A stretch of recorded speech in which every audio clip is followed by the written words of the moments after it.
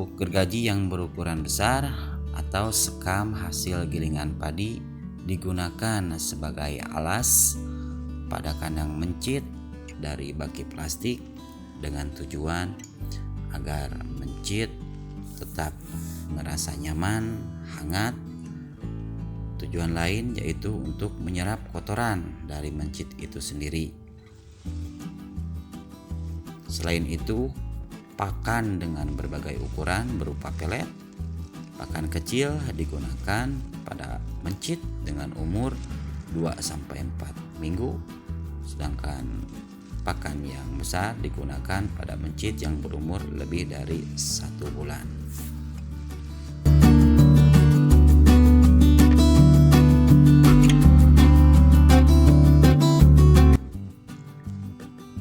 Botol minum khusus untuk mencit disediakan dan diisi dengan air keran dan pemberian minum ad libitum atau sesukanya. Baki berbahan plastik digunakan sebagai kandang mencit. Sebelum digunakan, baki dicuci menggunakan air mengalir dengan sabun. Selanjutnya dibilas dengan desinfektan dengan tujuan untuk mencegah pertumbuhan mikroorganisme. Proses tersebut diulang 2-3 hari setelah penggantian skam. Tujuannya agar kesehatan mencit tetap terjaga. Mencit yang sehat akan menghasilkan hasil data praktikum atau penelitian yang baik.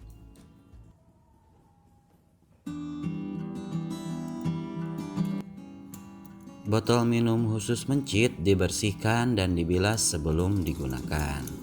Isi dengan air keran atau air ledeng secukupnya. Pengisian air minum dilakukan setiap hari dan dicek untuk menghindari kekosongan yang dapat mengakibatkan mencit kehausan sehingga bisa terjadi dehidrasi.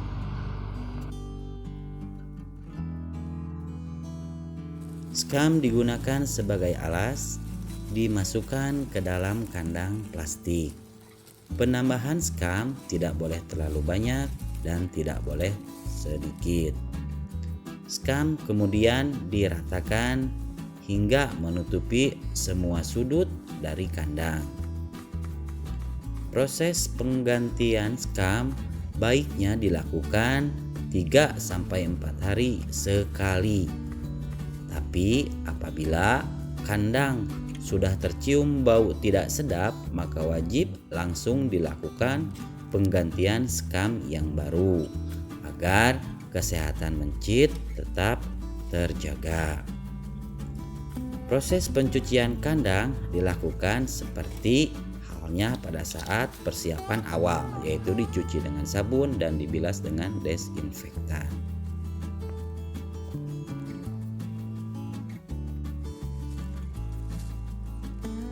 Setelah siap, mencit dimasukkan ke dalam kandang. Kemudian diberikan pakan dengan ukuran yang kecil.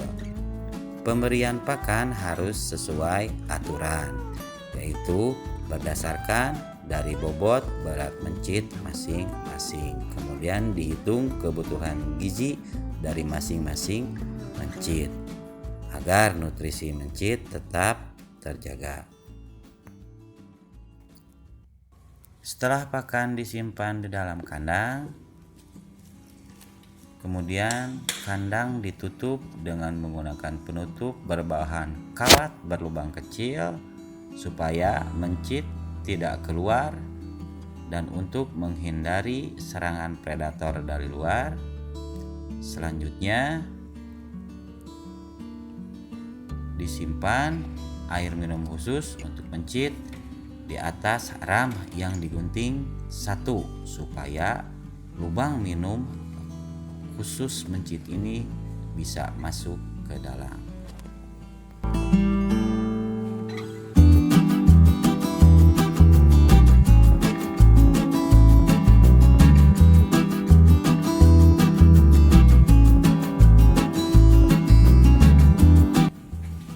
Selanjutnya, mencit diaklimatisasi atau diadaptasikan selama 7 hari dengan pemberian pakan dan air minum reguler.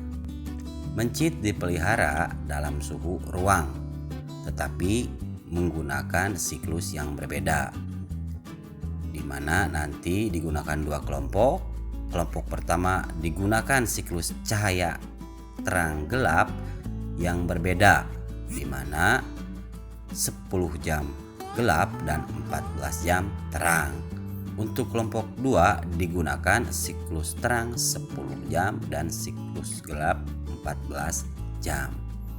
Pada 7 hari berikutnya ditimbang kelompok mana yang menunjukkan hasil perubahan berat badan yang relatif sama.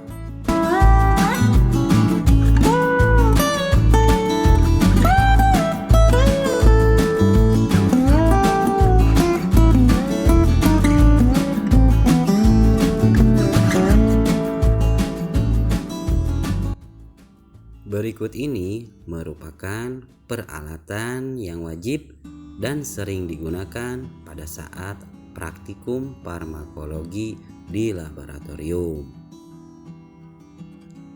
Berikut ini merupakan penjelasan dari masing-masing fungsi alat yang digunakan.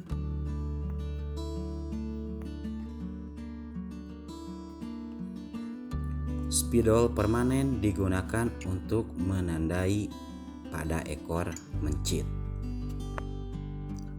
Alkohol swab digunakan sebelum dilakukan proses penyuntikan obat ke dalam mencit, atau bisa menggunakan alkohol dan kapas bersih. Gelas kimia dengan berbagai ukuran digunakan untuk menampung atau menyimpan larutan obat, dan gelas kimia yang besar untuk menyimpan mencit pada saat proses penimbangan berat badan. Spade atau alat suntik digunakan untuk rute obat secara parenteral, sedangkan sonde digunakan untuk rute obat oral. Kapasitas spade biasanya yang digunakan yaitu 1 mili, dan dosis maksimal yang digunakan pada mencit yaitu 0,5 mili. Perhatikan video berikut ini. Berdasarkan hasil pengamatan, tentukan body condition scoring atau BCS pada masing-masing mencit.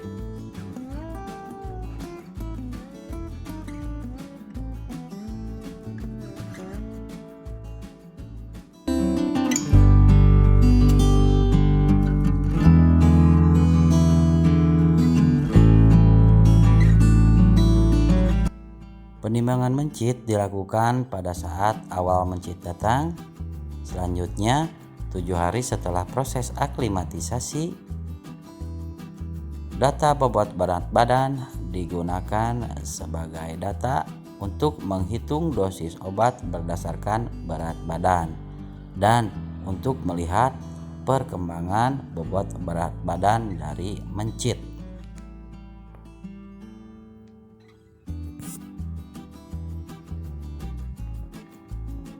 Selanjutnya, tiap kelompok mencit ditimbang secara individu.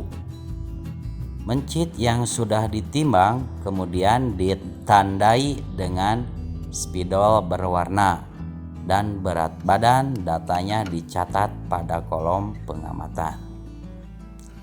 Lakukan hal yang serupa pada mencit lain.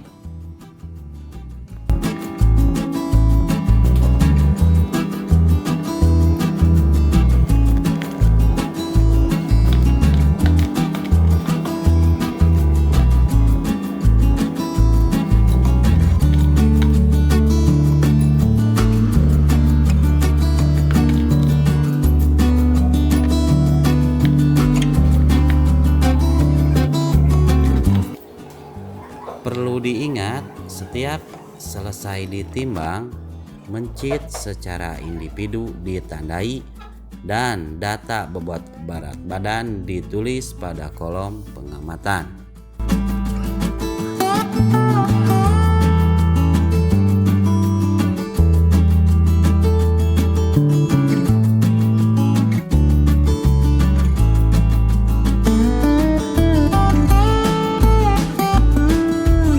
Secara umum, mencit yang sehat dapat dilihat dari pergerakannya.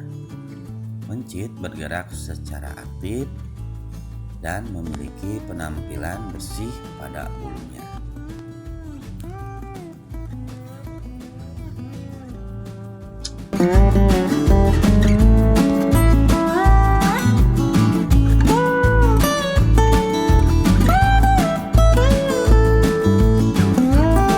Mencit diletakkan di atas ram kawat dan mencengkram dengan posisi badan memanjang, kemudian sambil dipegang ekor perlahan. Dilus-lus supaya mencit tidak stres.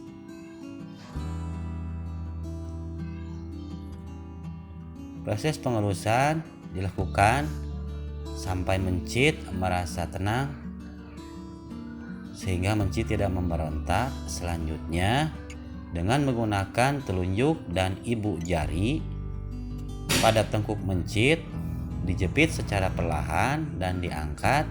Kemudian ekor dijepit pada jari manis dan kelingking.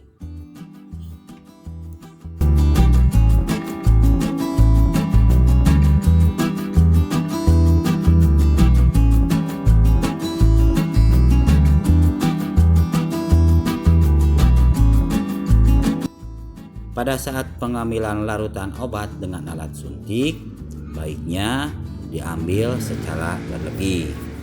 Dengan contoh, obat yang kita butuhkan dengan volume 0,2 mili, maka kita ambil sebanyak 0,5 mili.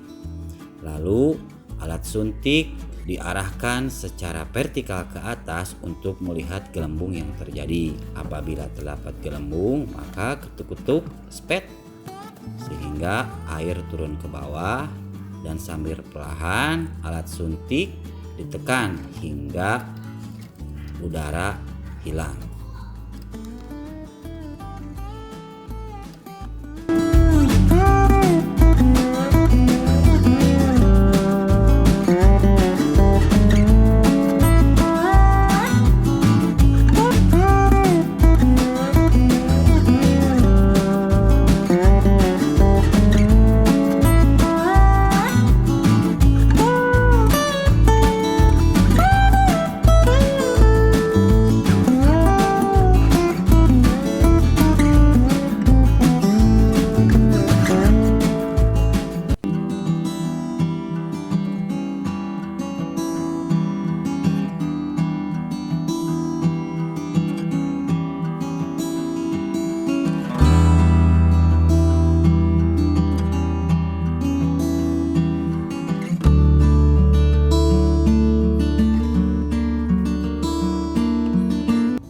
Pemberian obat dengan rute oral menggunakan spet dan sonde oral. Selanjutnya, spet dan sonde oral digunakan atau diposisikan pada posisi vertikal sejajar dengan tenggorokan mencit. Usahakan secara vertikal. Pada saat memasukkan, hati-hati jangan sampai masuk ke saluran pernafasan. Itu akan mengakibatkan mencit menjadi mati.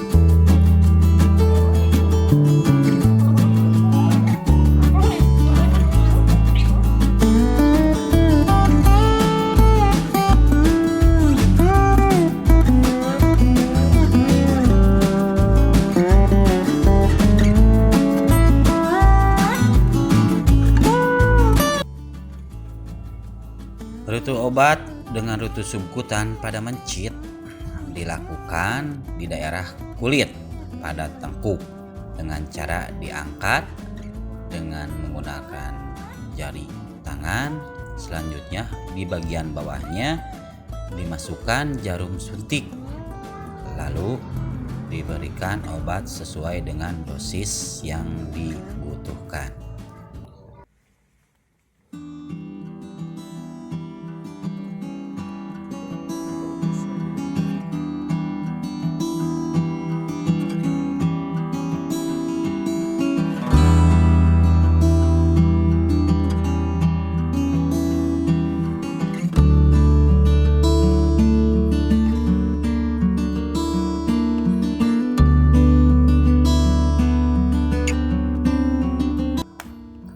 Rute peritoneal dilakukan penyuntikan di daerah perut, tepatnya di atas paha, dan jangan sampai terlalu atas karena jika terlalu atas akan melukai hati oleh jarum suntik.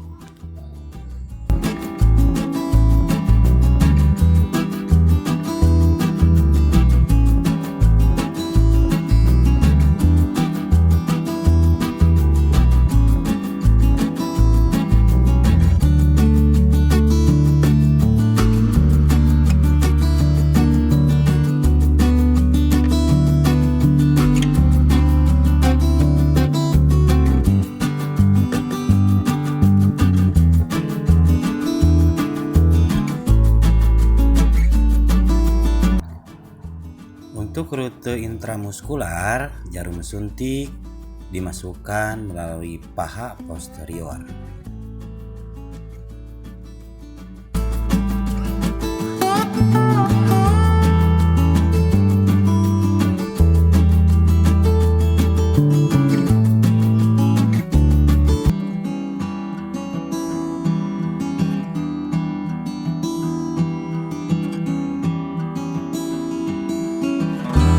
Pada rute pemberian obat yang terakhir, yaitu intravena, mencit dikondisikan dengan ekor terjepit untuk menghindari mencit terjadi pemberontakan. Setelah ekor dijepit, kemudian dicelupkan ke dalam air hangat untuk mempermudah atau supaya dapat terlihat jelas pembuluh darah penanya. Kemudian setelah itu dioleskan alkohol swab. Selanjutnya jarum suntik dimasukkan sesuai dengan dosis yang dibutuhkan. Sebagai indikator masuk atau tidaknya jarum suntik ke dalam pembuluh pena, yaitu apabila pada ekor terdapat darah, itu tandanya jarum masuk ke dalam pembuluh pena. Namun apabila pada saat jarum suntik ditusukkan tidak terdapat darah, maka jarum suntik belum masuk ke dalam pembuluh